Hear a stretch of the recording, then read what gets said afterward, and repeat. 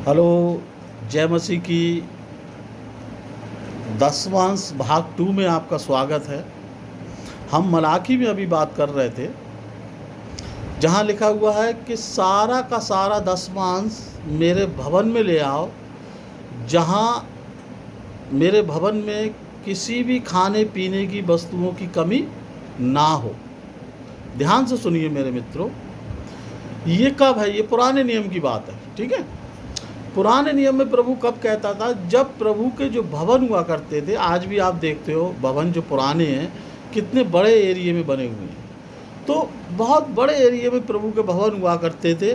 धर्मशालाएं, है ना, धर्मशालाएं उसमें हुआ करती थी, चिकित्सालय उसमें हुआ करता था, अनाथालय उसमें हुआ करता था, विधवा आश्रम उसमें हुआ करता था। इसलिए ये प्रभु ने आज्ञा दी थी कि सारा का सारा 10वां मेरे भवन में ले आओ, ताकि मेरे भवन में किसी भी खाने पीने की वस्तु की कमी ना। कोई मुसाफिर, कोई परेशान आया, वो धर्मशाला में रुकेगा, खाना उसको टाइम से भवन से मिलेगा। यदि कोई जख्मी हो गया, कोई बीमार हो गया, तो उसका ट्रीटमेंट होगा। ये सारा तरीका है 10वां यूज करने का। इसीलिए हमारे मिशनरी जो थे हॉस्पिटल बनाते, अनाथ आश्रम बनाते, है ना, स्कूल बनाते, इन चीज़ों के लिए इस्तेमाल किया जाना होता है। और उसी के माध्यम से जब वहाँ आदमी रहेगा तो प्रभु के भवन में भी जाएगा। प्रभु के भवन में तरह तरह के ट्रैक्स रहते हैं, उनको लेकर जाएगा, पढ़ेगा, उनका जीवन बदलेगा। वो अपने घर जाकर बताएंगे कि हम इतनी परेशानी में थे और वहाँ चर्च में रुके और वहाँ हमारी सेवा की गई। ये सारे मोटिव था, इसलिए 10वें अंश की डिमांड थी और लोग देते थे। लेकिन आज ऐसा कुछ नहीं है। इसलिए 10वां अंश लेने का चर्च का राइट भी नहीं है। 10वां अंश जो है वो हमें प्रभु की सेवकाई में यूज करना है। भाई अलग है, देखिए सब कुछ अलग है। आप चर्च जाते हैं, है ना, मत्ती में जैसे मैंने बताया, आप चर्च गए, दान की टोकरी आई, प्रभु ने कहा इस हाथ से दान कर, तो इस हाथ को पता ना चले। राइट, आपका काम हो गया, चर्च का भी अपना काम हो गया, मेंबरशिप आपने उसको दे दी अपनी, उसका काम हो गया, ठीक है। अब मैरिज आप करेंगे, निकाह पढ़ाएंगे, उसका पैसा आप अलग देंगे, आप फ्यूनरल कराएंगे, उसका आप अलग देंगे, तो ये एक अलग चैप्टर है, ये अलग हो गया।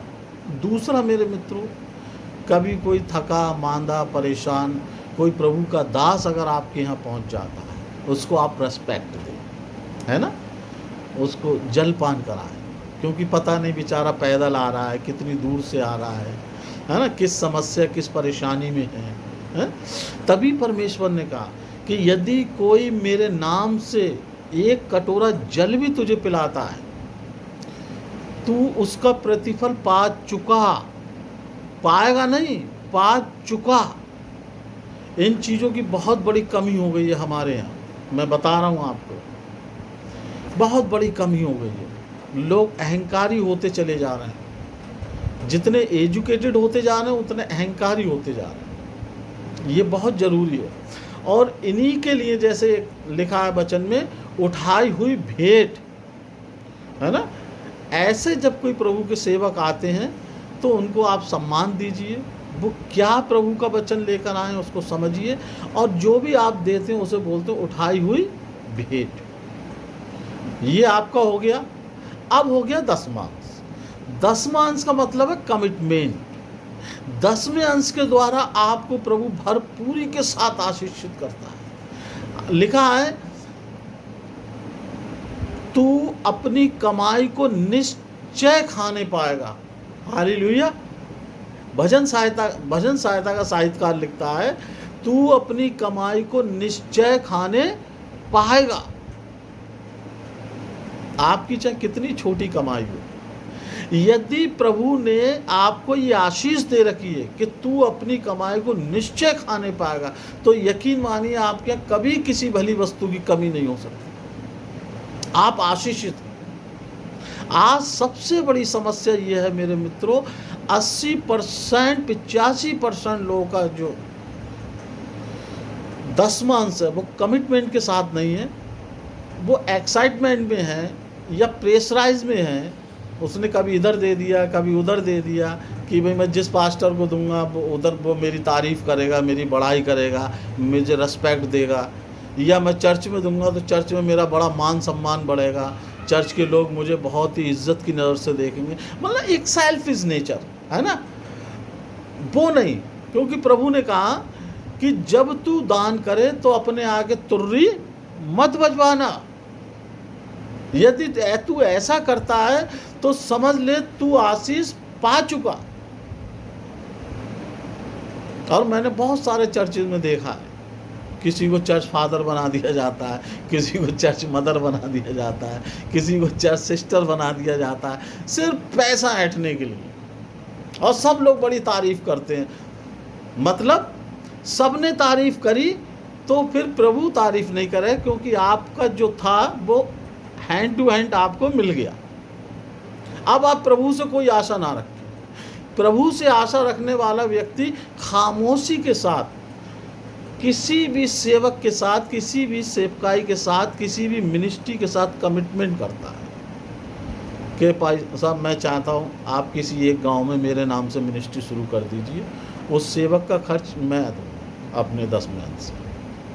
पास्टर जी कोई प्लेज अगर खाली पड़ा है और आपको अच्छी संभावनाएं दिख रही हैं तो आप मिनिस्ट्री को आगे बढ़ाइए, उसका खर्च हम देंगे। इस तरीके से अगर जब आपका 10वांश यूज़ होता है तब आप आनंदित होते हैं। आमीन। लिखा है ना कि आकाश और स्वर्ग और पृथ्वी पर बड़ा आनंद होता है। तो स्वर्ग में तो इसलिए होता क्योंकि एक आत्मा जीत ली गई। पृथ्वी पर उस घर में आनंद होता है जिसके कमिटमेंट से, जिसके 10वें अंश के द्वारा वो आत्मा जीती गई है। हालेलुया, आमीन। ये है जरूरी चीज, आपके 10वें अंश का यूज बहुत जरूरी। आप कहाँ बीज डाल रहे हैं ये आपको देखना है ना। कितना प्यारा उदाहरण दिया है वचन में कि कुछ बीज पथरीली भूमि पे गिरे, कुछ झाड़ियों में गिरे, है ना कुछ इधर उधर गिर गए, सब बेकार। लेकिन कुछ बीज अच्छी भूमि पर गिरे जो 100 गुना फल लाए। आमीन। तो हमें भूमि देखनी है और हमें अपने 10वें अंश को सही तरीके से इस्तेमाल करना है ताकि प्रभु आपको आशीष दे, है ना। आशीष कैसे देगा प्रभु? प्रभु करता क्या? जैसे उसने कहा कि तू अपनी कमाई को निश्चय खाने पाएगा। आज ये सबसे बड़ा श्राप है, लोग अपनी कमाई को निश्चय नहीं खा पा रहे। उनकी कमाई का एक बहुत बड़ा भाग या तो डॉक्टर्स खा रहे हैं, दवाइयों में जा रहा है, या घर में कोई नशे का आदी है, शराब में जा रहा है, जुए में जा रहा है ना। कुछ और भी गलत शौक होते हैं, पर स्त्री गमन वगैरह कुछ। मतलब कहने का मतलब ये कि आपकी कमाई आशीषित नहीं है, श्रापित है और गलत हरकतों में वो जा रही है। लिहाजा आप दिन प्रतिदिन कर्जे में दब रहे हैं, परेशान हैं, आपके घर में क्राइसिस है, आप परेशान। वो शांति, वो आनंद, वो पीसफुल लाइफ नहीं है।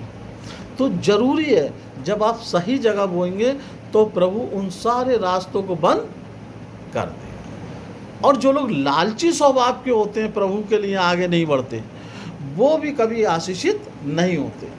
क्यों? क्योंकि परमेश्वर का वचन कहता है कि तू कमाता तो बहुत है, आलसी नहीं है, कामचोर नहीं है, तू कमाता तो बहुत है, लेकिन तू जिस थैली में रखता है उसमें मैंने छेद कर रखा। आमीन। तो लिहाजा हमने देखा है बहुत सारे लोग प्रोफेसर हैं, डॉक्टर्स हैं और बहुत बड़ी पोस्टों पर हैं, लेकिन उनको पीसफुल लाइफ नहीं, हमेशा कोई बीमारी, कोई परेशानी, कोई कलेश। तो उन्हें दिखता है कि हम बहुत अच्छा कमा रहे हैं, लेकिन कहाँ जा रहा है, बच नहीं पा रहा है।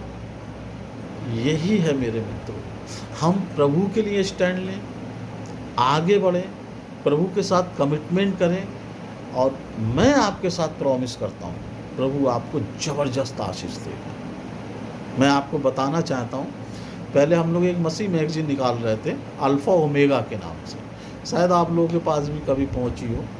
ऑल ओवर इंडिया वो जाया करती थी और बहुत सारे लोग अपना दसमांश हमारे माध्यम से सेवकाई में लगाते थे और मैं उनको कमिटमेंट करता था, प्रॉमिस, कि आप अपने घर की प्रॉब्लम्स बताइए, हम प्रार्थना करेंगे और वो तमाम समस्याएं ख़त्म हो जाएंगी महीने 3 महीने के अंदर, और अगर नहीं होती हैं तो आप अपना कमिटमेंट ख़त्म कर दीजिए। हालेलुया, आमीन। तो ये है परमेश्वर के चिन्ह और चमत्कार। आप प्रभु के लिए बढ़िए, प्रभु आपके लिए बढ़ेगा। केवल एंजॉयमेंट के लिए मत कीजिए, क्योंकि प्रभु की आशीषें ही हमें संसार में चमकाती है ना। जैसे परमेश्वर ने कहा तुम मेरी जीवित पत्रियां हो। तो जब हम आनंद के साथ घूमते हैं, टहलते हैं, लोगों से मिलते हैं, तब लोग हमारी तारीफ़ करते हैं कि ये प्रभु का जन है, आनंदित है। लेकिन हम ही अगर परेशान हैं, चिंतित हैं, तो लोग कहेंगे यार मसीह लोग ऐसे ही होते हैं, है ना। तो हमें प्रभु की तारीफ़ करनी है, प्रभु के लिए स्टैंड लेना है, ताकि प्रभु हमारे लिए करे और हम सब आशीषित हों। तो मित्रों, ज़रूरी है कि इन संदेशों से आप सीखें, इन संदेशों को आगे बढ़ाएं और अपने जीवन को एक ज़बरदस्त उन्नतिशील जीवन बनाएं। प्रभु आप सबको आशीष दे। जय मसीह।